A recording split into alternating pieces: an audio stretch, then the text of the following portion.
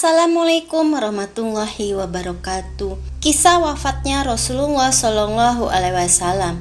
Nabi Muhammad Shallallahu Alaihi Wasallam adalah Rasul terakhir yang ditunjuk langsung oleh Allah Subhanahu Wa Taala sebagai penyempurna agama-agama sebelumnya. Dengan kesempurnaan akhlaknya, beliau juga merupakan panutan atau suri tauladan bagi seluruh umat manusia dari masa ke masa. Nabi wafat pada waktu duha hari Senin 12 Rabiul Awal tahun 11 Hijriah atau 8 Juni tahun 632 Masehi. Nabi Muhammad wafat pada tahun ke-11 Hijriah, beberapa bulan setelah melaksanakan haji wada atau haji perpisahan. Isyarat dekatnya ajal Rasulullah dimulai ketika beliau beritikaf selama 20 hari di bulan Ramadan tahun 10 Hijriah. Biasanya beliau beritikaf sekitar 10 hari. Malaikat Jibril mengulang Al-Quran hingga 2 kali dalam tahun itu bersama Rasulullah. Kemudian di Padang Arafah saat haji wada, Rasulullah bersabda, "Aku tidak tahu pasti, barangkali setelah tahunku ini, aku tidak akan bertemu lagi dengan kalian di tempat wukuf ini untuk selamanya." Sabda beliau di Jamratul Aqobah, "Ambil dariku manasik kalian, cara-cara menunaikan ibadah haji. Sepertinya setelah tahunku ini, aku tidak berkesempatan lagi untuk menunaikan haji." Selain itu, pada pertengahan hari-hari tasyrik, turun kepada beliau surat An-Nashr. Dengan turunnya surah itu, beliau semakin yakin saat perpisahan telah tiba dan pemberitahuan akan datangnya ajal sudah sampai. Pada bulan Safar 11 Hijriah, Rasulullah pergi ke Gunung Uhud dan mendoakan para syuhada yang dikubur di sana. Rasulullah kemudian beranjak menuju mimbar seraya bersabda, "Sesungguhnya aku yang mendahului kalian dan sesungguhnya aku menjadi saksi terhadap kalian. Demi Allah, sungguh saat ini aku sedang melihat liang kuburku. Kepadaku telah diserahkan kunci-kunci perbendaharaan bumi atau kunci-kunci bumi. Dan demi Allah, aku tidak mengkhawatirkan kalian akan musyrik setelahku. Akan tetapi yang kutakutkan kalian akan berlomba-lomba mendapatkan kunci-kunci itu." Hadis riwayat Al-Bukhari dan Muslim. "Wahai manusia sekalian, perhatikanlah kata-kataku ini. Aku tidak tahu kalau sesudah tahun ini, dalam keadaan seperti ini, aku tidak akan bertemu lagi dengan kamu sekalian." Kalimat itu disabdakan Nabi Muhammad saat berkhutbah dalam pelaksanaan haji wada atau haji perpisahan pada tahun ke-10 Hijriah. Setelah menyampaikan beberapa hal, beliau menegaskan, "Wahai manusia, sesungguhnya tidak ada nabi setelahku dan tidak ada umat setelah kalian." Tak lama sesudah itu, turunlah firman Allah yang berbunyi, yang artinya, "Pada hari ini telah aku sempurnakan untukmu agamamu dan telah aku cukupkan kepadamu nikmatku dan telah aku ridhoi Islam sebagai agama bagimu." Quran Surat Al-Ma'idah ayat 3. Mendengar Nabi membacakan ayat tersebut, Abu Bakar menangis. Ia merasa bahwa risalah Nabi sudah selesai dan sudah dekat pula Nabi hendak menghadap Allah. Begitu pula dengan Umar bin Khattab, air matanya tak bisa dibendung. Saat seseorang bertanya kepada Umar kenapa ia menangis, Umar menjawab, "Sesungguhnya sesuatu yang telah sempurna berikutnya akan berkurang."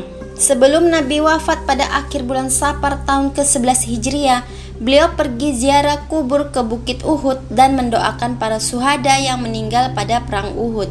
Setelah itu beliau berkata kepada para sahabat, "Aku akan mendahului kalian. Aku akan menjadi saksi bagi kalian.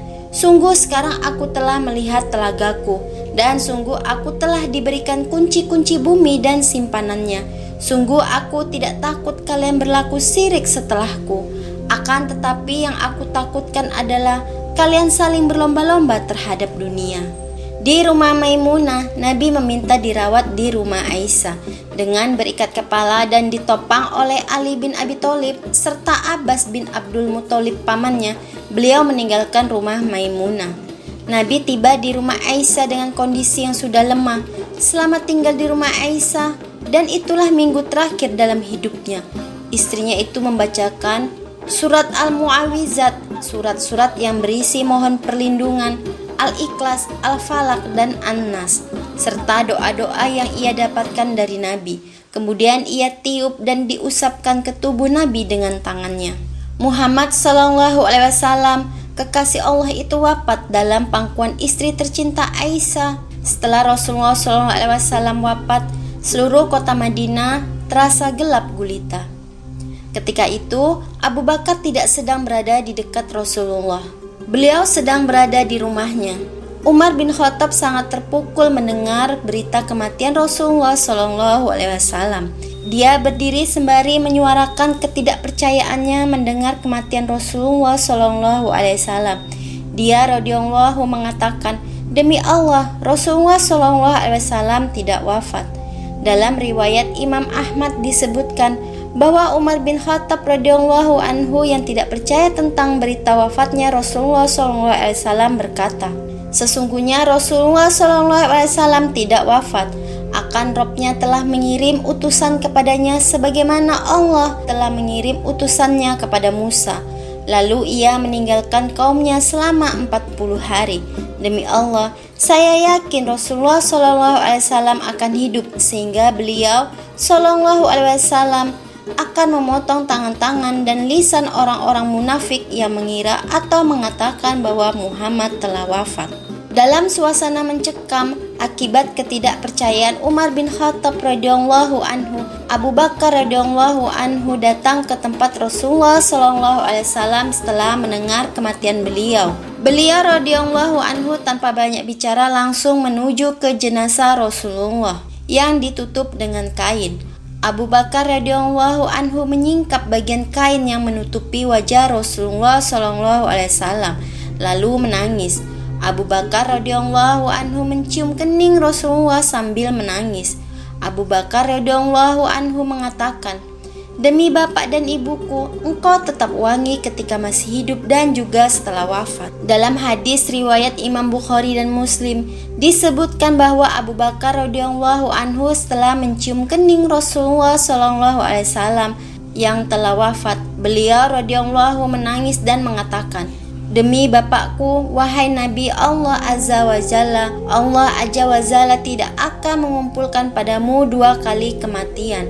Sekarang kematian yang telah ditetapkan Allah Azza wa Jalla untukmu telah engkau lalui." Lalu beliau radhiyallahu anhu keluar menemui Umar bin Khattab radhiyallahu anhu dan berusaha menenangkan beliau, namun tidak berhasil. Akhirnya Abu Bakar radhiyallahu anhu membiarkan Umar radhiyallahu anhu dalam ketidakpercayaannya, lalu beliau radhiyallahu anhu mendapatkan wajahnya ke arah para sahabat. Beliau mengawali pembicaraan dengan membaca tasyahud lalu mengatakan, "Amma ba'du, barang siapa yang menyembah Muhammad sallallahu alaihi wasallam, maka sesungguhnya Muhammad sallallahu alaihi wasallam telah wafat.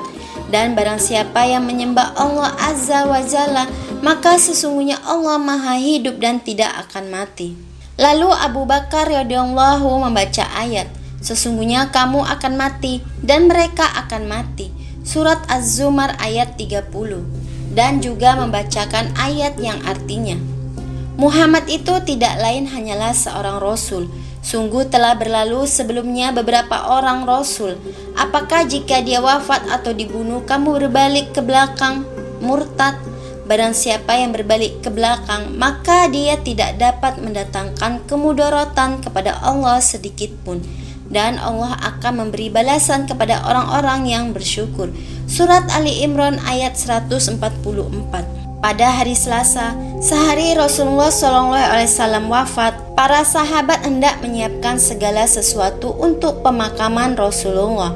Saat hendak memandikan jenazah Rasulullah, mereka kebingungan dan berselisih. Apakah mereka harus membuka pakaian Rasulullah sebagaimana yang biasa mereka lakukan saat memandikan jenazah yang lain? Ataukah mereka memandikan jenazah beliau SAW dengan tanpa melepaskan baju beliau? Dalam keadaan seperti itu, Allah Azza wa Jalla mendatangkan rasa kantuk kepada mereka semua. Kemudian mereka mendengar ada orang yang menyuruh mereka untuk memandikan jenazah beliau dengan tanpa melepas pakaian beliau. Tidak ada seorang pun di antara para sahabat yang mengetahui siapakah orang yang berbicara itu. Akhirnya Ali bin Abi Thalib memandikan jenazah Rasulullah dengan dibantu oleh beberapa orang sahabatnya. Mereka membasahi jenazah dengan lembut tanpa melepas baju yang dikenakan Rasulullah. Ali bin Abi Thalib mendapatkan kemuliaan untuk menggosok-gosok jasad beliau dengan lembut. Setelah dimandikan, jenazah Rasulullah dikafankan dengan 3 lapis kain berwarna putih. Beliau tidak dipakaikan baju dan juga surban. Lalu para sahabat mensolati beliau tanpa ada seorang imam yang mengimami mereka. Sholat jenazah diawali oleh kaum laki-laki dewasa, kemudian anak-anak kecil, lalu para wanita, dan terakhir para budak. Beliau Rasulullah dimakamkan pada hari Rabu di tempat beliau wafat, yaitu di rumah Ummul Mukminin Aisyah radhiyallahu anhu yang berada di luar Masjid Nabawi kala itu. Ketika hendak menggali kubur Rasulullah SAW, para sahabat kembali berselisih pendapat tentang bagaimana kuburan Rasulullah. Apakah dibuatkan lahat atau hanya dibuatkan sebuah lubang begitu saja? Pada saat itu di Madinah ada 2 penggali kubur, yang satu menggali dengan membuat lahat, sementara yang satu lagi hanya berupa lubang biasa saja. Karena tidak bisa memutuskan, akhirnya para sahabat sepakat untuk melakukan sholat istikharah untuk memohon petunjuk kepada Allah. Lalu setelah itu mereka mengirim utusan kepada 2 orang penggali kuburan itu. Siapapun di antara 2 orang ini yang datang, maka dialah yang menggali kubur Rasulullah SAW dengan caranya sendiri. Ternyata yang lebih dahulu datang adalah yang biasa menggali kuburan dengan ditambahkan lahat. Akhirnya kuburan Rasulullah SAW dibuatkan lahat. Rasulullah dimakamkan dengan beralaskan sebuah kain merah. Kemudian setelah itu sebuah batu ditancapkan di atasnya. Kuburan beliau ditinggikan sekitar 1 jengkal dari tanah semula. Setelah pemakaman selesai, Anas radhiyallahu anhu lewat di depan rumah Fatimah binti Rasulullah SAW. Fatimah radhiyallahu anhu berkata kepada Anas radhiyallahu anhu, "Wahai Anas, apakah kalian sanggup menimbun pasir ke jenazah Rasulullah?" Wahai saudara-saudaraku, kaum muslimin dan muslimat, setiap orang yang meninggal dunia itu memiliki warisan.